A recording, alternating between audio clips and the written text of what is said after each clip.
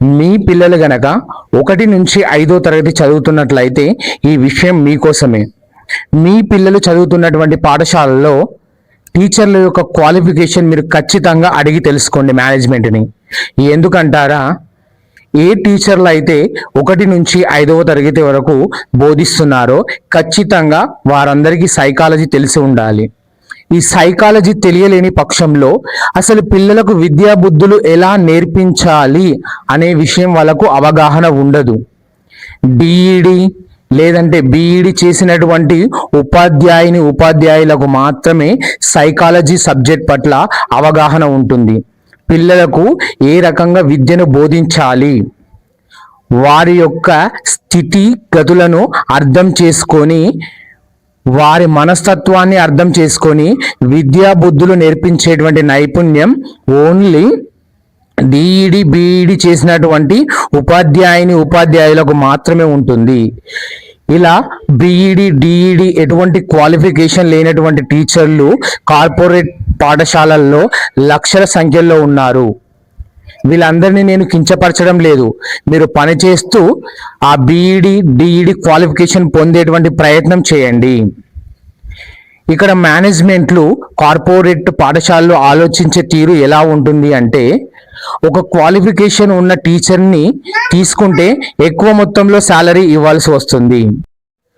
ఇక్కడ ప్రైవేట్ పాఠశాలలు కార్పొరేట్ మేనేజ్మెంట్లు ఆలోచించేటువంటి తీరు ఎలా ఉంటుంది అంటే, ఒక క్వాలిఫికేషన్ ఉన్న టీచర్కి ఇచ్చేటువంటి శాలరీలో 2 టీచర్లు వస్తారు, క్వాలిఫికేషన్ లేనటువంటి వాళ్ళు అనే మెంటాలిటీతో ఉంటాయి ఈ మేనేజ్మెంట్లు.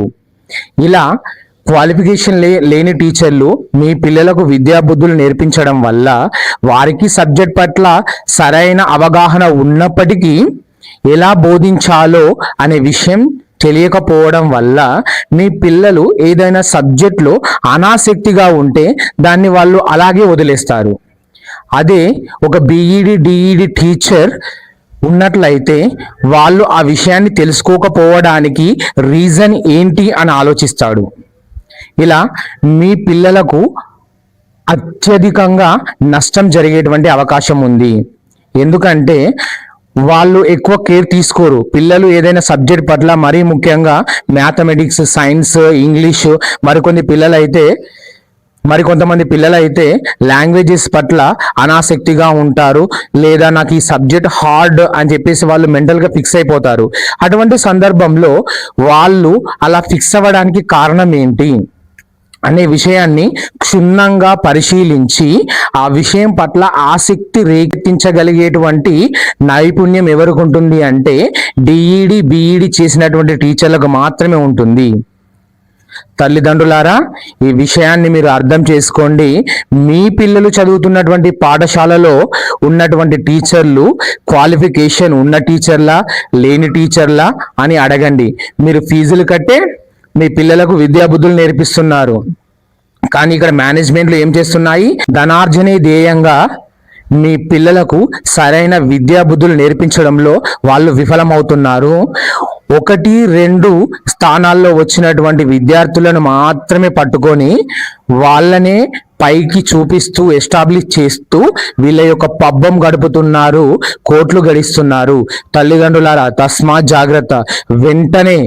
వెంటనే ఈ రోజే మీరు మీ పిల్లలు చదువుతున్నటువంటి స్కూల్కి వెళ్ళి టీచర్ల యొక్క క్వాలిఫికేషన్ తెలుసుకునేటువంటి హక్కు మీకుంది. ఈరోజు మీరు తెలుసుకోండి. ఇలాంటి విషయాల కోసం వెంటనే మా ఈ ఛానల్ని సబ్స్క్రైబ్ చేయండి.